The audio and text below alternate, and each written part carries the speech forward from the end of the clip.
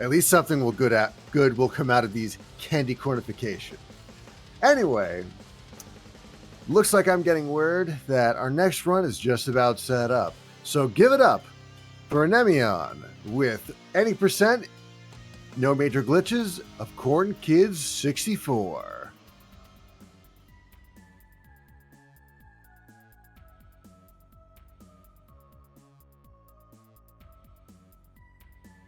Hey there.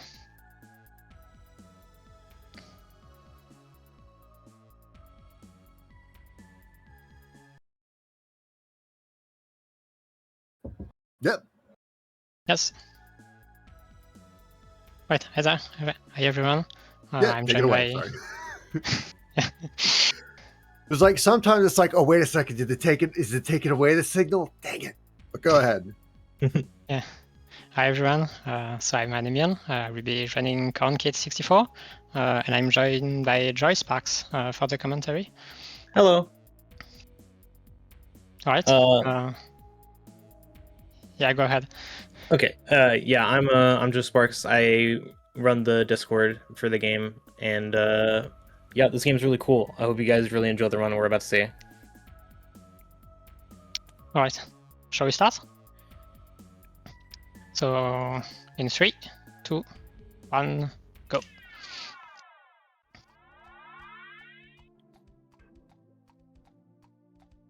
Right. So Corn Kidz is a like 3D platformer game, if that wasn't obvious, and just like every game, every 3D platformer, it's obviously a game from with a lot of things to collect, and it's very reminiscent of like old school 3D platformer games. Right, so the main goal for the game will be to like complete the story, of course, but also collect 200 points, which are represented by cubes for now. There are also a few things that give a little bit more points, like this secret changelings that give 3 points, and also a bit later some big crystals that will give 10 points at a time. So right now I'm just completing quickly the first area of the game. I will be collecting very few points, and we get more in the second area of the game because it's way more efficient. You spend most of your time in the second area of the game. Yeah, basically Mostly just a tutorial here. This is the main of the game. Come on. Homing hitbox on this bird. Yeah, detection can be sometimes a bit finicky. Alright. So we're using this bird. It's very explosive and we'll get rid of the rocks on the other side. And that award me 3 points. Earlier in the chest we got this crank so we can open this door. Yeah. We're progressing toward the exit of the first tutorial area.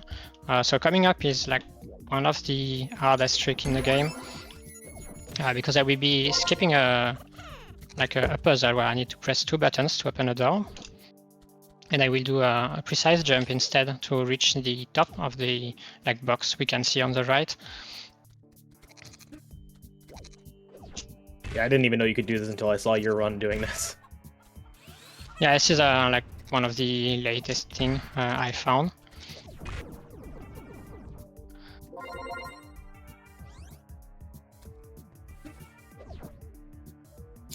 Do we have time for some donations?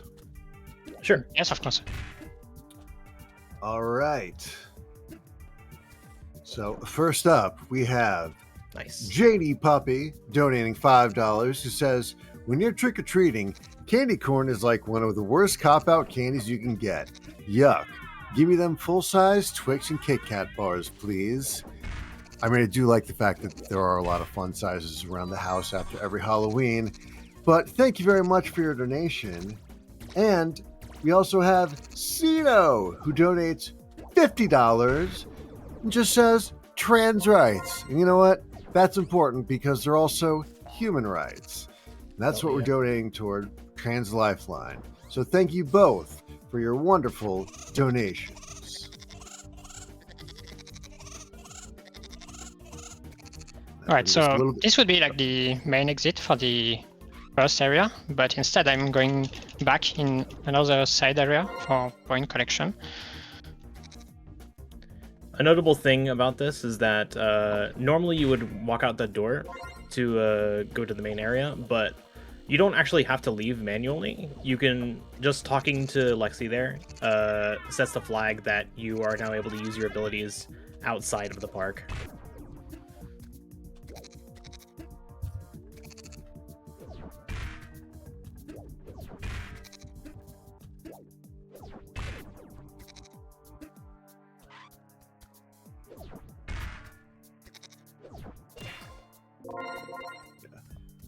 And last one. Alright. That one's always so scary. Yeah, this one is very scary. Like what? If I miss it, I can back it up later. Alright, so we finished like the first area. I'm going toward the second area, and right off the bat, I'm going to like do a skip to skip a small dialogue with Alexi. And I'm also going to lower my health intentionally.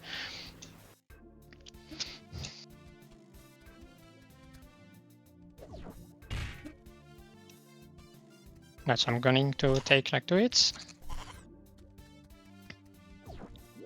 So right now I have the HP is like a bit hard to read, but it's like represented by the bottle of soda up there. So I have 3 HP left, and right now in the out of the start of the second area, I'm going to do like a very important sequence break to get this crunk that I'm not supposed to get. The game would just warp me, back up if I like didn't do the glitch I did. I take another intentional hit, and then I'm going to like throw myself in the void. Like so I'm send it back like a bit forward in the city. And so basically like all the routing we had revolved around like pushing a rock on this exact button, but the rock is in another area we can't access. And basically there is a very simple glitch that consists of just dying on the pressure plate. So basically there are only 2 things that can like push the pressure plate. It's either the rock or ourselves. So if we die on the pressure plate, the game just thinks like, well, the pressure plate is down, but there is no character on it, so it must be the rock.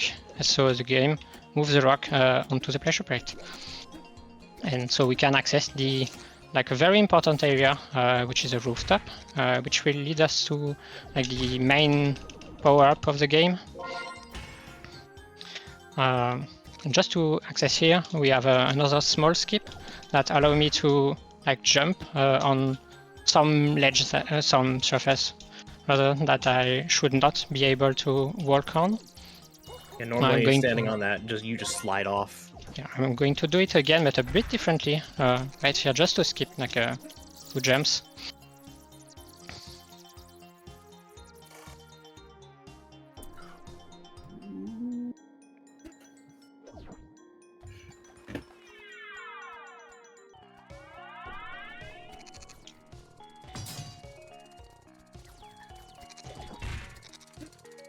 Do we have time for a donation? Yes. Montester donates $10 and says, "Good luck with the run. Get those nachos." Nachos. I'd like to remind you that we are just about 3/5 of the way there to our Small Saga Use the Lego Brick incentive. So keep it coming, everybody. Do it for the Doritos.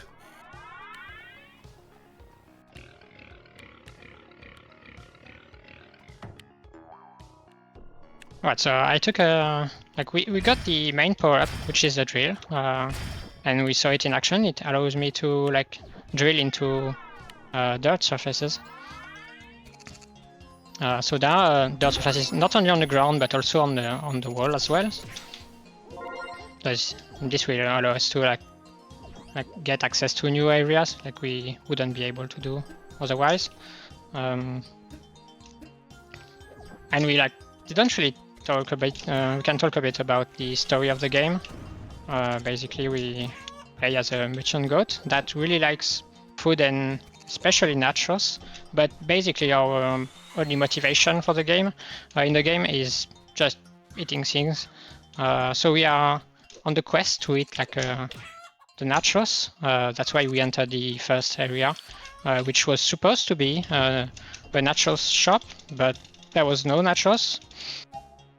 So we are basically like led on a quest by Alexi. This is the other character like we have seen a few times already, which like she tries to convince us to do things and like promise us to get nachos as a reward. But we are not so sure about that. So here in the second area, there is supposed to be like a lasagna festival going up, except it has been cancelled. So like we just say, okay, this is not nachos, but lasagna is pretty good as well. So like let's help those peoples.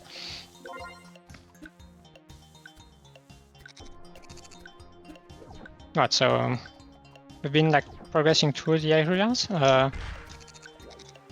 At the same time we got the drill power up, we also have like a further progression of the on the story. And so basically we are told to find some disco balls to do something inside the shop. We don't know what it does exactly right now. Oh, all right. This is a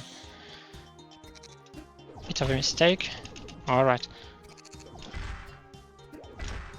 So now we have like 5 disco balls to find throughout the city, as well as still collecting points toward our 200 points objective. Alright, so I've used the crank to like kind of sequence break into this area.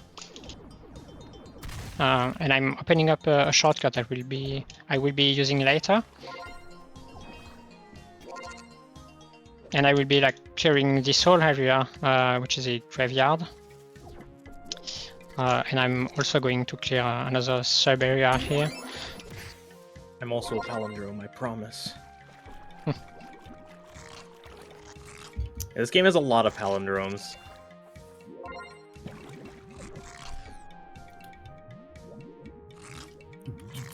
Is there time for a quick donation read? And it's a big donation, actually. Yeah, sure. Jason LaRose with $500, not only completing to use the Lego Brick incentive, but zooming us past $11,000. Get hype. They say, this trans Lifeline donation is brought to you by tax deductions and candy corn. Trans rights are human rights. Candy corn is candy. Thank you very much for that wonderful donation and donation line.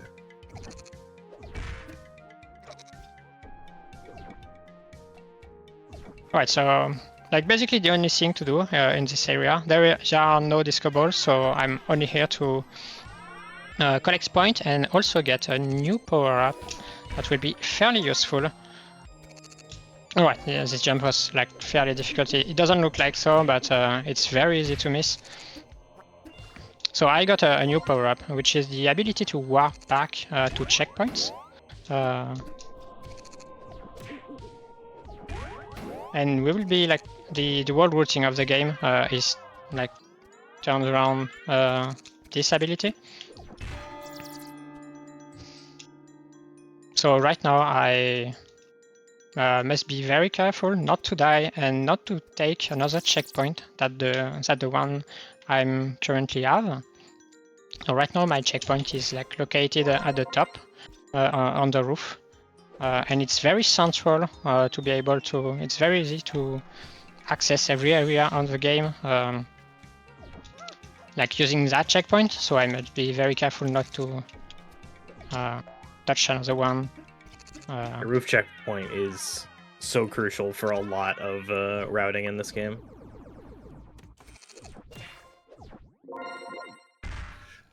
So how big are the levels in this game? I mean, comparatively to like other, collectathon platformers. I didn't play it very much Collectathon, but this game is fairly small, I guess. This is the biggest area, and there is a lot to do. But the entirety of the game can be seen in like 4 to 5 hours, I guess. That was about how long my first playthrough was.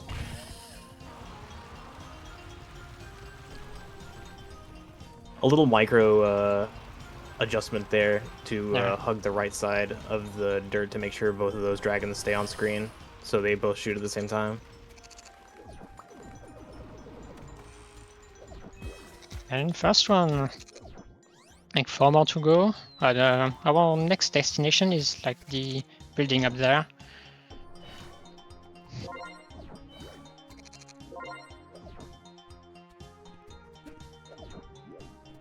So I'm going to use the same tech I used for the sequence break, which is basically headbutting right above every wall blocks. There is like a small ledge that you can touch but not latch onto, and that resets your both your wall jump, your air dash, and also your fall height, which is what we used to do the sequence break before. Gotta be careful around here because there's a checkpoint that's kind of easy to grab on accident. Yeah. There's a cool trick you can use there to ground pound to blow that rock up, but it has a chance of sending you into the checkpoint, so it's not marathon safe. Actually, I have a consistent setup for this one. The only reason I'm not doing it is because it doesn't work in 60 FPS. Oh. The classic 60 FPS.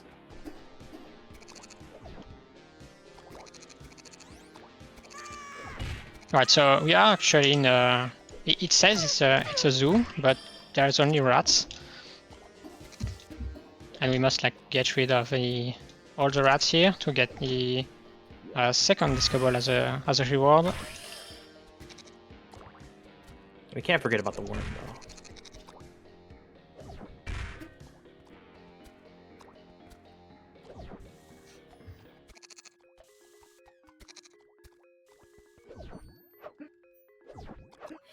Just want to remind everyone, we do have another incentive that just opened up, the Bonus World Showcase for the Adventure of Cookies and Cream. $500 to unlock the Bonus World Showcase. So when you drop in your donations, be sure to make sure that's checked off.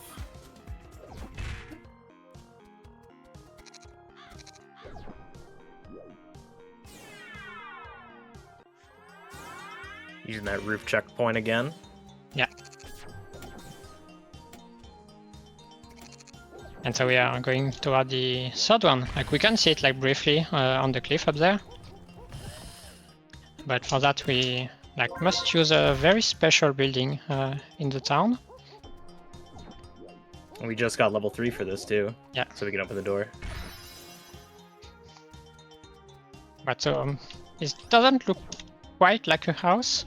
You have about 10 seconds to guess what it is. The inside of a PC from the 1980s. Yeah, that's a pretty good guess, but it's not correct. Damn. Alright, and the answer is...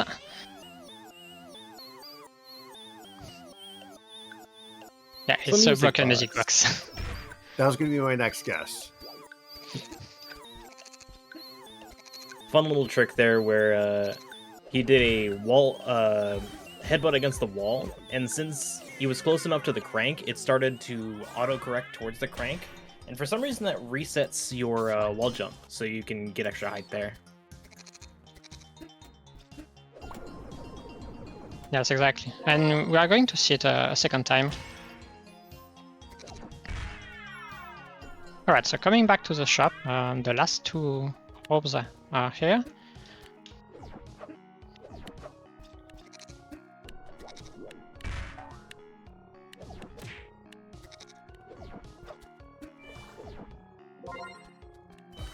one is here. I'm going to do like a very safe setup for this one. Oh, alright. I thought I missed it. This jump also is like very hard to do.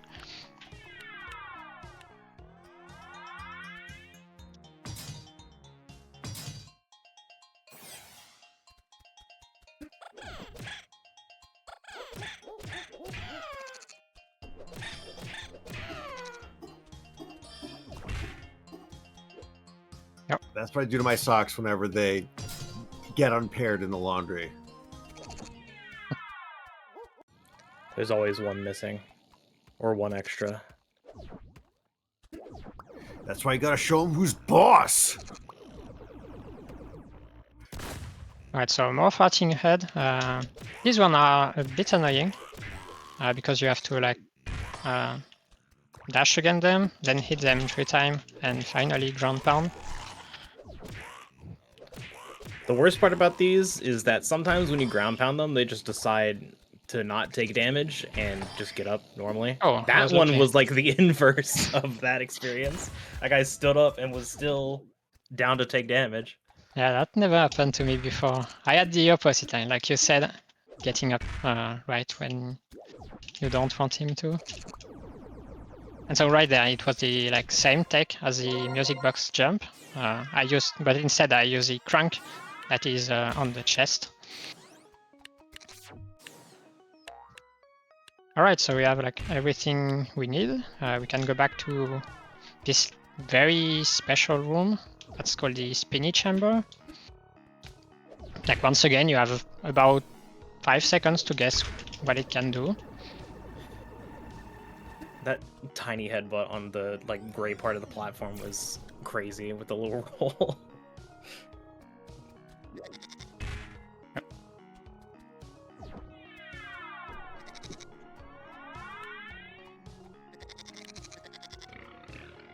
You gotta spin it to win it.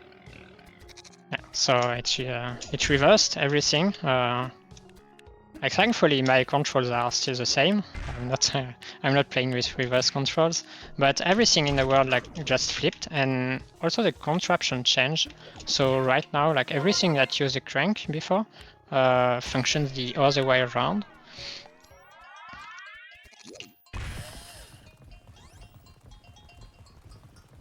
So we glossed over it earlier, but this merry-go-round, normally if you spin it, it only gives you 1 XP, and that's really not worth it for how long it takes. But in Flipped World, it'll give you a full 10. And same thing, like we used this elevator previously, but now it goes down, and it reveals like one of the other things you can do in this game, which are mini games. So this one is like pretty fast and easily accessible, so that's why we do it in the run. But most minigame are fairly long, or too long for them to be worth it in the speedrun. I remember one of them is the Catch the Cans minigame is practically just an auto-scroller, and if you don't end up scoring, which typically you would be experienced enough to like score properly, but if you ended up not scoring properly, it's just like a whole bunch of waste of time. You have to redo the auto-scroller.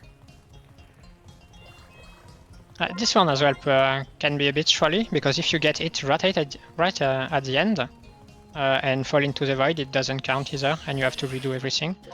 Yeah, it's really annoying. I've had that happen in runs many times. Right, and we use the music box for the second time, but right now it will be doing something different.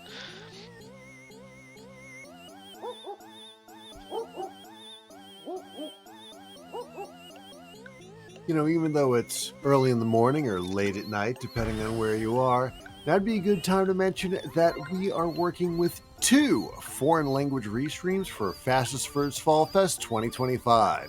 For the second consecutive event, our friends at Footer Rapide are providing a French language restream, and we're also being restreamed by Japanese Restream for the Japanese speedrunning community. We're grateful for their help in bringing our marathon to more viewers. If these restreams can help you enjoy our event, please use the command !restream in the chat for links to their respective channels. Alright, so like all we did, the basic plot points of the second area is like the lasagna festival I mentioned has been cancelled because the very big bird we saw doesn't really like lasagna, so he kidnapped the mayor of the town and turned him into a salami.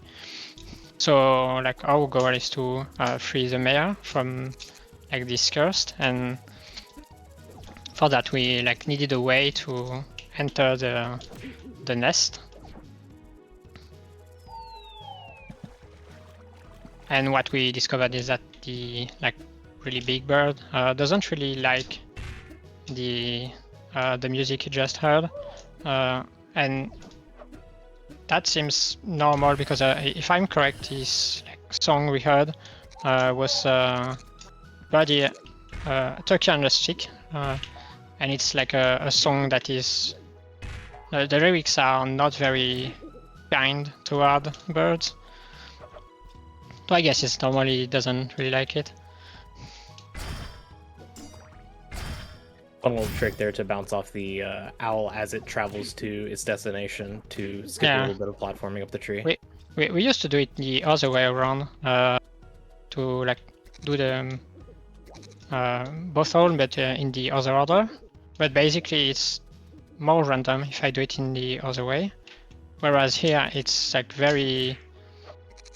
It's 100% consistency. The branch makes it a lot more consistent, yeah. Yeah.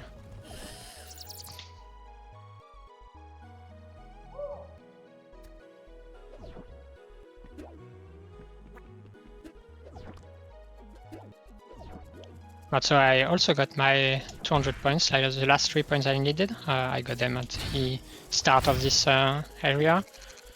So I'm fine, like I'm ready for the boss coming up.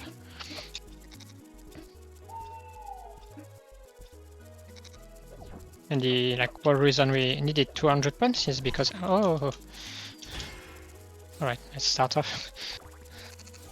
I got trolled by the spider. Ooh.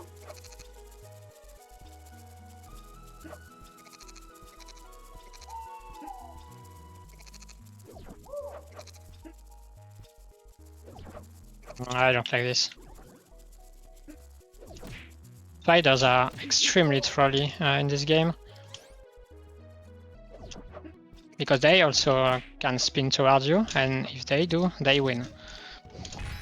Alright, and this is like the whole reason we had to get 200 points. It's because they have a door that is level 4 and needs the 200 points to be opened. For the hardest trick in the run? Yeah, it's time to face solo. So basically it's just like every boss from that era. It has 3 HP. But basically like we have a cheese to alright.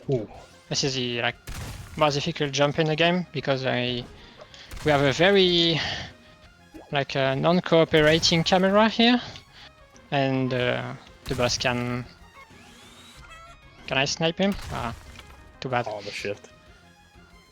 And something impressive about that was that he did it actually while the camera was transitioning to the next phase, which can really mess up a lot of angles when you're trying to input it.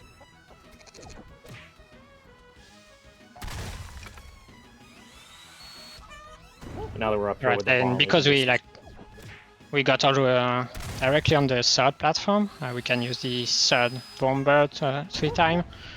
Otherwise, I would have to climb every platform every time. It would be very long. It's too hot to hoot. HOTT, hot to hoot. Nope, I'm sorry. I should be able to come up with a better fit than that. Carry on.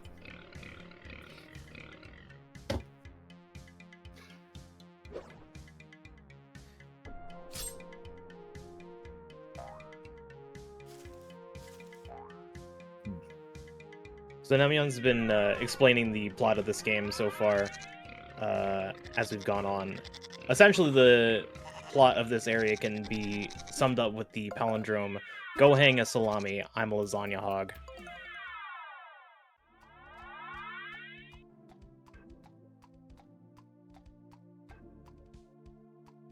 So if it seemed nonsensical, there's your answer. That's why. I didn't know that. Yeah.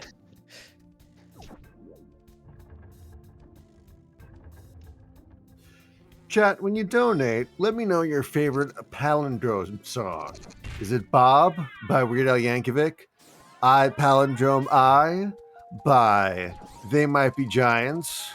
Or one of the many other ones that I totally know, but I'm going to leave up to you.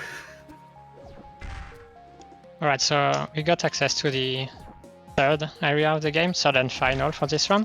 It's the tower. It's like a very, very tall tower, which is a bit trolly because every checkpoint is very far in between, and going up that tower can be very tricky. Like my first casual playthrough, I spent almost an hour or an hour and a half in this area.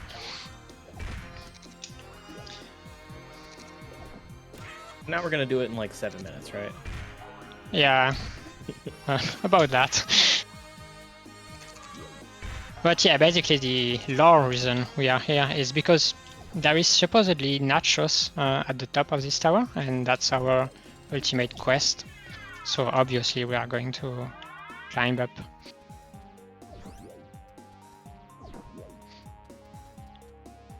So coming up, like we're going to be like alternating between like inside and outside sections.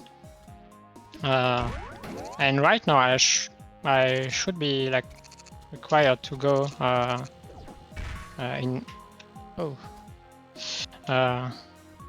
like I should do like an extra room to power this block on the right, but there is a very precise jump that will let me skip it. All right. So this jump doesn't look like much, but it's one of the skip that saves the most time in the run. It's almost about 2 minutes, I think. It's a pretty big skip. Yeah, it's the first one I learned. It was a bit tricky at first, but once you got the hang of it, it's pretty simple. And same here, we have an old trick. Yeah, there is like 3 or 4 ways to do this one, depending on which version of the game you run. Yeah, we call that vending machine skip, even though no modern methods of doing the trick involve the vending machine. But like the first way we learned to do it was by jumping on the vending machine that's next to it and like climbing around the wall. So the name just kind of stuck.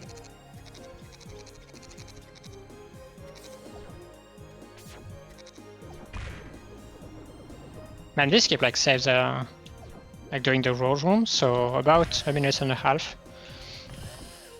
It's a really annoying room too that like resets if you mess up. Yeah. Oh no, that's not right.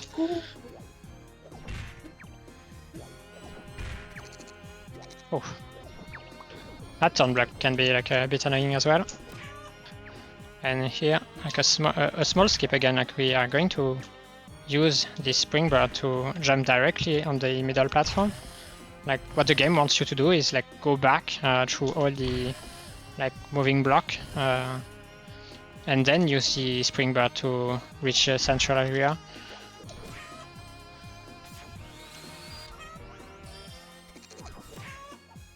Like we have there's a section with springboards. This time we have to like propel them toward like blocks we have to hit. All the hard ones, first try, nice. And now for me to jinx it. No, it's a lot. But yeah, the first time you do that in casual playthrough, it can be a bit tricky. Because every time you mess up, you have to wait for the springboard to reach a floor. But because the inside of the tower is just one giant room, you have to wait for the springboard to reach the bottom. or one of the like intermediate floors. Okay, I'm gonna have to wait a cycle here. There's a lot of global timers in this game. Ooh, Yeah, scary. it was a bit scary. I was a bit late to like do the jump. And another like, oh. Alright, let's focus. Alright, that's okay.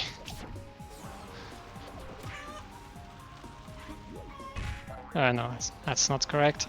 Yeah, that's a little far.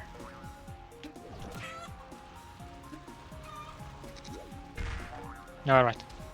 So once again, like, oh, another skip like to skip some platforming and get directly where we need to do, where we need to go.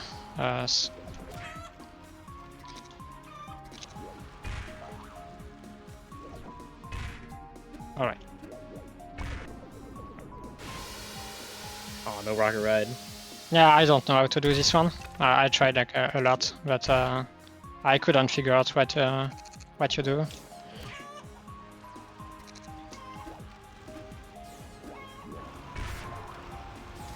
Like it only saved like about 10 seconds, so it's fine. Mm.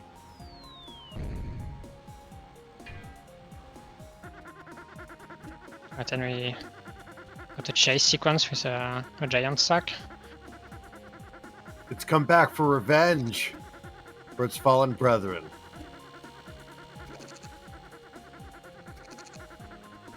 I got stuck on this one like a lot in my casual playthrough. Yeah, in a speedrun, this is actually still pretty difficult because of the whole global timer thing. It can be very different every time. There's no like set route for it. You kind of have to play on your toes. Yeah. Safety checkpoint. Marathon And, save. Yeah, of course. So this is like the last section of the tower, so we are very near the end of the run.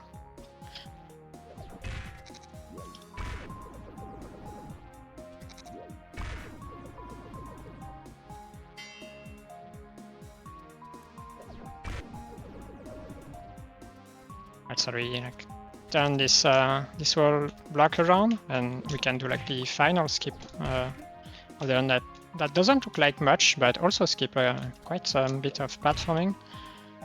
Alright. It took us a long time to find that for some reason.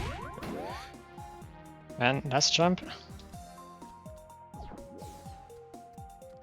Alright, so we reached the top of the tower, but I don't really see any nachos.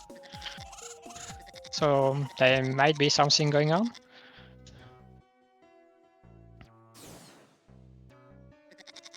Ready on time.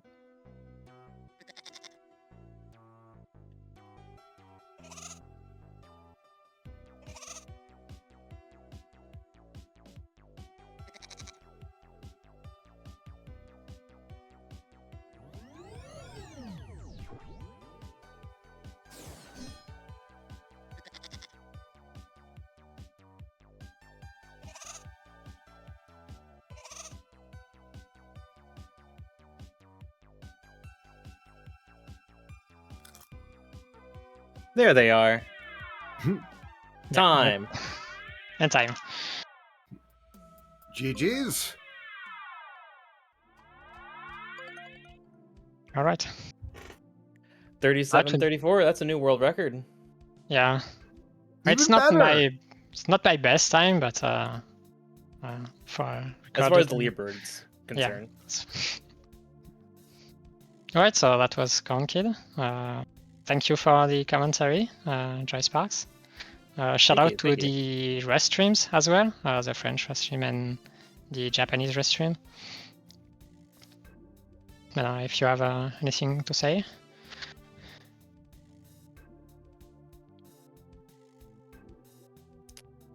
All good here. No? Alright.